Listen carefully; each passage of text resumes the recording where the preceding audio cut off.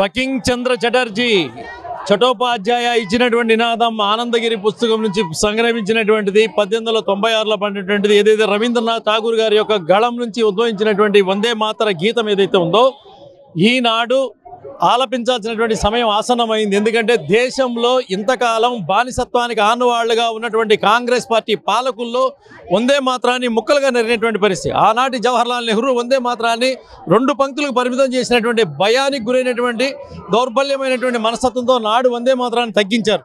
నేడు దేశాన్ని పరిపాలించే నరేంద్ర మోడీ గారి నేతృత్వంలో వందే మాత్రం పూర్తి సాపంక్తులతో పాడేటువంటి బాధ్యత తీసుకున్నటువంటి భారతీయులందరూ కూడా మనస్ఫూర్తిగా ధన్యవాదాలు తెలియజేస్తా ఉన్నాము. దేశంలో వందే మాత్రం పాడని వాడికి స్థానం లేదు. దేశంలో జనగణమన ఆలాపించిన వాడికి ఎక్కడ కూడా నిలబడటానికి ఆస్కారం లేదు.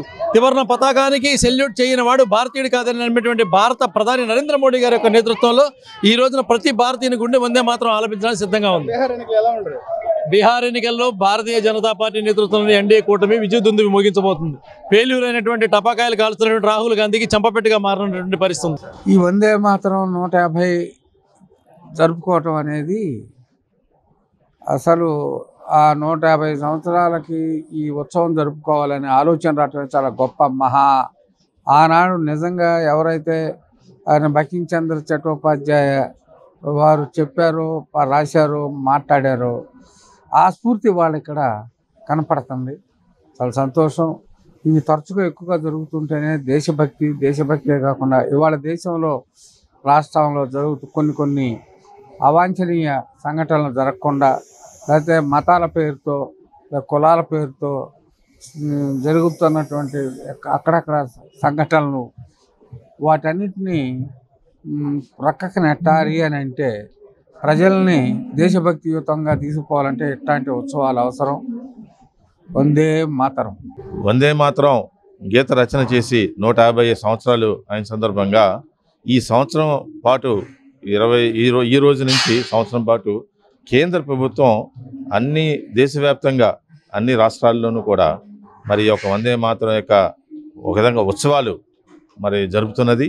ఈ యొక్క సందర్భంగా ఈ రోజున రాష్ట్ర కార్యాలయం వద్ద సామూహిక వందే మాతరం కూడా ఏర్పాటు చేయడం అనేది, అలాగే భారతీయ జనతా పార్టీ దేశవ్యాప్తంగా జరుగుతున్న కార్యక్రమాల భాగంగా ఈ రోజున మరి కాకినాడలో సాయంత్రం 4 గంటలకి వందే మాతరం కార్యక్రమం మరి ఏర్పాటు చేయటం మన రాష్ట్ర అధ్యక్షులు మాధవ్ గారు కూడా ఆ కార్యక్రమాల్లో ముఖ్య అతిథిగా పాల్గొంటున్నారు. మన అందరికీ తెలిసిందే ఈ వందే మాతరం అనేది ప్రతి ఒక్క భారతీయుల్లోని ఉత్తేజం నింపేది, రక్తం ఉప్పొంగేది. ఈ యొక్క స్వతంత్ర ఉద్యమంలో మరి ప్రేరణగా నిలబడింది వందే మాతరం. గతంలో అనేక రాష్ట్రాల్లో కూడా రకరకాల మరి గీతాలు వచ్చినప్పటికీ మరి వందే మాతరం బకింగ్ చంద్ర చటర్జీ గారు రచించిన వందే మాతరం మరి భారతదేశ మరి అందరి యొక్క దేశభక్తి హృదయాల్లో చిరస్థాయిలో నిలబడిపోయింది. స్వతంత్ర ఉద్యమానికి బ్రిటిష్ వాళ్ళు వ్యతిరేకంగా జరిగిన పోరాట ఉద్యమంలో ప్రధానంగా నిలబడింది, అందరిని ఉత్సాహపరిచింది.